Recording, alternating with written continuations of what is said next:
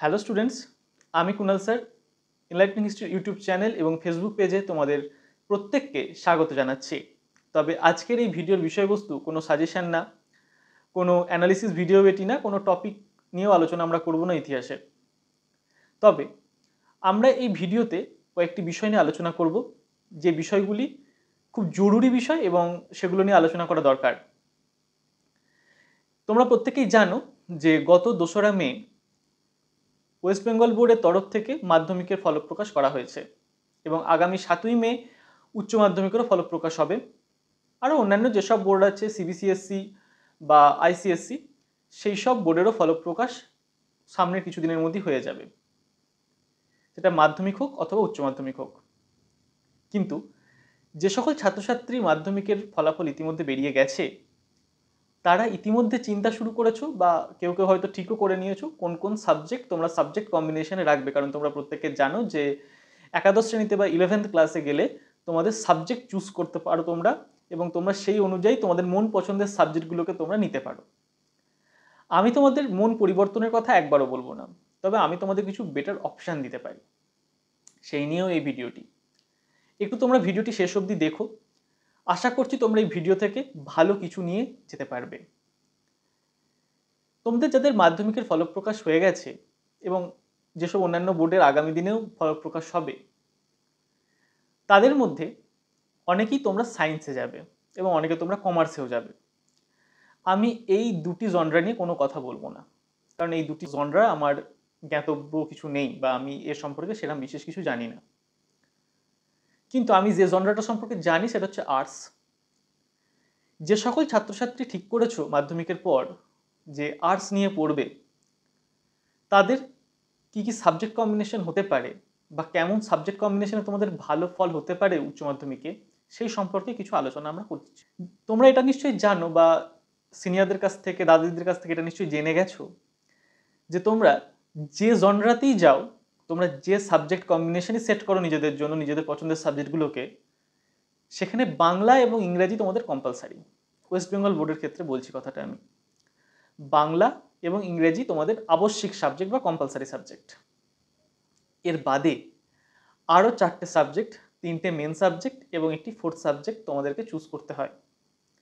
যদিও fourth subject choose করাটা তোমাদের আপেক্ষিক, এটা তোমাদের হাতেই ছেড়ে দেওয়া ভালো। অনেকে মনে করে বা আমিও এই দলেই পড়ি যে ফোর্থ সাবজেক্ট নেওয়া উচিত। তার একটা কারণ আছে। তোমরা যারা উচ্চ মাধ্যমিকের রুলস অ্যান্ড রেগুলেশন সম্পর্কে জানো, তারা অনেকেই ওয়াকিবহল যে এই 3টে সাবজেক্ট যেটা তোমার মেন সাবজেক্ট হিসেবে তুমি নাও, তার মধ্যে যদি কোনো একটিরও নাম্বার তোমার কম হয় কোনো কারণে, দুর্ঘটনাবশত, আর তোমার যদি ফোর্থ সাবজেক্টের নাম্বারটা বেশি হয়ে যায়, সেটা 1 নাম্বার বেশি হলেও তো বেশি, তো যদি বেশি হয়ে যায়, তখন তোমার মেন সাবজেক্টের যে সাবজেক্টটিতে নাম্বার কম সেটি বাদ চলে গিয়ে তোমার ফোর্থ সাবজেক্টই তোমার মেন সাবজেক্ট হয়ে যায়, এবং একটি নাম্বার হলেও বা যেটা নাম্বার বেশি পাচ্ছ সেই নাম্বারটা তোমার সঙ্গে অ্যাড হয়ে যায়। তো আমি মনে করি এই জন্য ফোর্থ সাবজেক্ট নেওয়া উচিত। আবার অনেকে মনে করে যে ফোর্থ সাবজেক্ট নেওয়া মানে একটা এক্সট্রা হেডেক, একটা এক্সট্রা পড়াশোনা, তো সেক্ষেত্রে একটা এক্সট্রা হেডেক নিয়ে লাভ নেই।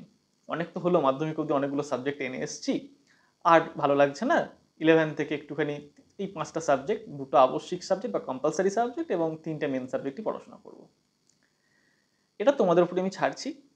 কিন্তু এই 3টে মেন সাবজেক্টের কম্বিনেশন নিয়ে আমি কিছু বলতে চাই। আমার প্রতিটা কম্বিনেশন ইতিহাস থাকবে, এটা একদম সত্যি কথা। কিন্তু কেন ইতিহাসকে নিতে বলছি সে সম্পর্কে একটা ডিটেলস ভিডিও আমি বানিয়েছি, এই চ্যানেলেই ভিডিওটি আছে। তোমরা যদি দেখতে চাও ডেসক্রিপশনে যাও এই ভিডিওটি শেষ করে, এবং সেইখানে দেখবে একটা লিঙ্ক দেওয়া আছে এবং ফার্স্ট কমেন্টও আমি দিয়ে রাখবো। তোমরা ভিডিওটি গিয়ে দেখো, বুঝতে পারবে যে ইতিহাস সাবজেক্টটি নিতে আমি কেন তোমাদের ফোর্স করছি বা বলছি। তবে হ্যাঁ, আমি বললেই তোমাদেরকে নিতে হবে এমন কোনো মানে নেই, তোমাদের মনের ওপর আমি কখনোই জোর খাটাতে পারি না। আমি যেভাবে আমার কম্বিনেশন সেট করতে, আমি সেগুলো তোমাদের সামনে তুলে ধরছি, হয়তো এখান থেকে তোমরা কিছু উপকার পেতে পারো। আমি যদি সাবজেক্ট চুজ করতাম তাহলে ব্যাপারটা এরকম হতো অনেকটা, ফার্স্টে রাখতাম জিওগ্রাফিকে, সেকেন্ডে রাখতাম হিস্ট্রিকে, থার্ডে রাখতাম সংস্কৃত অথবা এডুকেশনকে, আর ফোর্থ সাবজেক্ট হিসেবে ফিলোসফিকে রাখতাম। এটা একটা কম্বিনেশন। সেকেন্ড কম্বিনেশন হচ্ছে অনেকে জিওগ্রাফিটাকে ভয় খায়, তো সেই কথাটাকে মাথায় রেখে আমি ফার্স্ট কম্বিনেশনে রাখতাম হিস্ট্রিকে, সেকেন্ডে ফিলোসফি, থার্ডেতে পলিটিক্যাল সায়েন্স এবং ফোর্থ সাবজেক্ট হিসেবে এডুকেশনকে রাখতাম। আর একটা কম্বিনেশন হতে পারে, তিনটি খুব টাফ টাফ সাবজেক্ট দিয়ে মেন সাবজেক্ট হতে পারে, সেটা হচ্ছে জিওগ্রাফি, হিস্ট্রি এবং পলিটিক্যাল সায়েন্স, আর ফোর্থ সাবজেক্ট হিসেবে সংস্কৃত। আর ইতিহাসটা যাদের খুব ভালো নাম্বার আনতে চাইছো, যারা ইতিহাসটাকে একদম কেরিয়ার গোল করতে চাইছো, তাদের জন্য খুব সহজ একটা কম্বিনেশন এরকম হতে পারে যে ইতিহাস প্রথমে, তারপর ফিলোসফি, দেন সংস্কৃত এবং ফোর্থ সাবজেক্ট হিসেবে পল সায়েন্স। এই কম্বিনেশন তোমরা ফলো করতে পারো। আবারও বলছি, তোমাদের ব্যক্তিগত সিদ্ধান্ত তোমাদেরই নিতে হবে। আমি বলছি বলেই তোমাদের এরকম কোনো কম্বিনেশনে যেতে হবে তার কোনো মানে নেই। যাই হোক, এরপর আসি উচ্চ মাধ্যমিকের ছেলে মেয়েদের কথায়। আগামী দুদিনের মধ্যেই তাদেরও রেজাল্ট বেরোবে। আর অন্যান্য যে সকল বোর্ডের কথা আবার বলছি, তাদের আলোচনা করছি আমি, সিবিসিএসসি বোর্ড বা আইসিএসসি বোর্ড, তাদেরও কিছুদিনের মধ্যেই রেজাল্ট বেরিয়ে যাবে। এরপর তাদের মধ্যেও একটি প্রশ্ন আসবে যে কী নিয়ে, মানে যারা অনার্স করবে আর কি, তাদের মধ্যেই প্রশ্নটা মূলত আসবে যে আমাদের কী নিয়ে অনার্স করা ঠিক হবে যারা আর্টসে পড়ছি, বা কী করলে আমাদের ফিউচারের কেরিয়ারটা ঠিক থাকবে, আমাদের কেরিয়ার অপশানগুলো খুলে যাবে।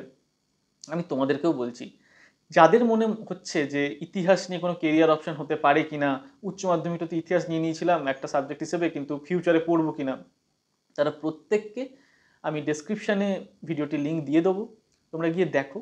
তোমরা কেরিয়ার অপশানগুলো জানতে পারবে যে ইতিহাস পড়ে কোন কোন কেরিয়ারে আমরা যেতে পারি। যাই হোক, এবার আসি বিস্তারিত কথায়। এই এইচএসের রেজাল্ট বেরোনোর পর যে যে প্রশ্নগুলোর সম্মুখীন আমাকে হতে হয় সেগুলো হচ্ছে যে স্যার কীভাবে ভর্তি হব, ভর্তির প্রক্রিয়াটা স্যার একটু বলুন, স্যার কবে থেকে ভর্তির নোটিশ আসে, ইত্যাদি ইত্যাদি। তাদেরকে বলছি, তোমাদের উচ্চ মাধ্যমিকের ফলপ্রকাশের সাথে সাথেই রাজ্য সরকারের তরফ থেকে সেন্ট্রালি অ্যাডমিশন প্রসেসের একটি নোটিশ বের করে দেওয়া হবে। সেই অনুযায়ী প্রতিটা বিশ্ববিদ্যালয় তাদের স্টুডেন্টদেরকে অ্যাডমিশন করাবে। কিভাবে অ্যাডমিশনটা হয়, আমি খুব অনেস্টির সাথে বলছি, আমি এই প্রযুক্তিগত ব্যাপারটা অতটা জানি না। এই রিলেটেড অনেক ভিডিও আমি দেখলাম ইউটিউবের বুকে আছে, যে কিভাবে সেন্ট্রাল অ্যাডমিশন প্রসেস চলে, কিভাবে কলেজগুলোতে ভর্তি হয়। তো সেটা তোমরা সেখান থেকে দেখে নিও। এটি একটি লং টার্ম প্রসেস, প্রায় 1-1.5 মাস ধরে প্রসেসটি চলবে। তারপর গিয়ে তোমরা তোমাদের পছন্দের কলেজ, পছন্দের সাবজেক্টে ভর্তি হতে পারবে। এবার অনেকের মনে হবে যে স্যার আপনি তো ইতিহাস টিউশন পড়ান, তাই জন্যে আপনি নিশ্চয়ই অনার্সে সবাইকে ইতিহাসে নিতে বলবেন, সেটাই তো স্বাভাবিক। না, এটা একদমই ঠিক না। আমি গোটা পশ্চিমবঙ্গের যত ইউনিভার্সিটি আছে তার প্রত্যেকটা ছাত্রছাত্রীকে তো পড়াই না। না, আমি শুধুমাত্র বর্ধমান ইউনিভার্সিটির ছাত্রছাত্রীদেরকে টিউশন দিয়ে থাকি ইতিহাস বিষয়ে। সেটা মেজর হতে পারে বা মাইনর হতে পারে, মানে পাস এবং অনার্স দুটো ক্ষেত্রেই আমি টিউশন দিয়ে থাকি। আমি তো সবাইকে পড়াচ্ছি না, ফলত এই যুক্তিটা কোনোভাবেই নয়। আমি আসলে ইতিহাস বিষয়টিকে ভালোবাসি। আমি চাই অনেক বেশি ছাত্রছাত্রী এই বিষয়টিকে আপন করুক, অনেক বেশি ছাত্রছাত্রী ইতিহাসটা জানুক, আমাদের অতীতটা জানুক, আমাদের ভবিষ্যৎটাকে সুদৃঢ় করুক, বর্তমানটাকে দিশা দেখা চাই। আমি জানি তোমরা প্রত্যেককে নিউ ট্যালেন্ট উঠে আসবে, এবং এর সাথে সাথে এই বিষয়টিকে, এই ইতিহাস সাবজেক্টটিকে, হিস্ট্রি সাবজেক্টটিকে তোমরা অনেক বেশি প্রভাবিত করবে, অনেক বেশি এটা সম্পর্কে জানার চেষ্টা করবে। আর তোমরা যত জানার চেষ্টা করো তত আমরাও বেশি জানানোর চেষ্টা করব। এবং যারা ইতিহাস লেখেন, ঐতিহাসিক যারা যারা বই লিখছেন, তারাও অনেক বেশি ইন্সপিরেশন পাবে এখান থেকে, যাতে ইতিহাসটা আরও বেশি সমৃদ্ধ হয়। তো যাই হোক, এছাড়াও আরেকটি প্রশ্ন আসে যে স্যার আমার উচ্চ মাধ্যমিক পরীক্ষা দিয়েছি আমি, কিন্তু সেখানে, বা উচ্চ মাধ্যমিক আমার যে সাবজেক্ট কম্বিনেশন, সেখানে আমার ইতিহাস তো ছিল না, তাহলে আমি কি ইতিহাস অনার্স করতে পারি? হ্যাঁ, তুমি করতে পারো। আমার গত অনেক ছাত্রছাত্রী আছে যারা ইতিহাস সাবজেক্টকে তাদের এইচএসে রাখেইনি, কারণ তাদের ভয় লাগতো, শক্ত লাগতো, কিন্তু তারা গ্র্যাজুয়েশনটা হাসতে খেলতে ইতিহাসে কমপ্লিট করেছে এবং খুব ভালো নাম্বার নিয়ে তারা কমপ্লিট করেছে, কোনো খারাপ নাম্বার নিয়ে তারা কমপ্লিট করেনি। তাই 11-12-এ ইতিহাস থাকতেই হবে, তবেই গিয়ে তোমরা ইতিহাস অনার্স করতে হবে এমন কোনো মানে নেই। তোমরা 11-12-এ ইতিহাস না পড়েও অনার্স করতে আসতে পারো। কিন্তু একটা ছোট্ট মাইনর সমস্যা হয় কি, যে তোমাদের বেসিক সেন্সটা যেহেতু থাকে না ইতিহাসের সম্পর্কে, বা বেসিক নলেজগুলো তৈরি হয় না 11-12-এ, যেহেতু বেসিকগুলো একটু থাকে, তো সেক্ষেত্রে একটু সমস্যা হয় প্রথম সেমিস্টারটা। তারপর থেকে সব নর্মাল হয়ে যায়, কোনো অসুবিধা হয় না। কেউ যদি মনে করো যে ইতিহাসকে তোমরা কেরিয়ার করতে চাইছো, ইতিহাসকে তোমরা তোমাদের গোল হিসেবে দেখতে চাইছো, গোল সেট করতে চাইছো ইতিহাস বিষয়টিকে নিয়ে, তাহলে অবশ্যই তোমরা ইতিহাস সাবজেক্টটিকে নাও এবং এই সাবজেক্টটিতে অনার্স কমপ্লিট করো। এবং তারপরে তোমরা তোমাদের নিজস্ব ফিউচার যে দিকটা যেতে চাইছো, যদি তোমরা শিক্ষকতা যেতে চাও অ্যান্ড অল যেসব লাইনগুলো খোলা আছে, আবারও বলছি এই রিলেটেড একটা ভিডিও আমি অলরেডি বানিয়েছি, তাই ডিটেলস কিছু বলছি না এই ভিডিওতে আমি। তোমরা সেই লাইনে অবশ্যই যেতে পারো, সেখানে কোনো বাধা তো থাকছে না। যাই হোক, তো ভিডিও শেষে একটা কথা বলবো, যারা বর্ধমান ইউনিভার্সিটিতে ভর্তি হবে ইতিহাসে অনার্স নিয়ে, যে কোনো কলেজ হতে পারে সেটা বর্ধমান ইউনিভার্সিটি, যদি তোমরা মনে করো যে আমার কাছে টিউশন পড়তে চাও, যদি তোমরা মনে করো যে স্যারের কাছে গেলে আমরা ইতিহাস জানতে এবং বুঝতে পারবো এবং অন্যভাবে ইতিহাস পড়তে পারবো, এই তথাকথিত নোট ভিত্তিক পড়াশোনার বাইরে গিয়ে পড়তে চাইছি আমরা, তাহলে অবশ্যই যোগাযোগ করো এনলাইটনিং হিস্ট্রি কুণাল স্যারের সাথে, অর্থাৎ আমার সাথে। Phone number 8944969755। আমরা অফলাইন এবং অনলাইন দুটো মোডই পরিষেবা দিয়ে থাকি। তোমরা যে মাধ্যমে চাইবে সেই মাধ্যমেই তোমাদের কাছে আমরা পৌঁছতে পারবো। তারা ভাবছো অফলাইনে গিয়ে পড়াটাই আমাদের শ্রেয়, তারা অবশ্যই আসতে পারো গোলাপবাগ মোড়, সরাইটিকর রোড, আমতলা দুর্গা মন্দিরের সন্নিকটে, বর্ধমান, পূর্ব বর্ধমান। এই ছিল আমাদের অ্যাড্রেস। যাই হোক, সকলে খুব ভালো থেকো।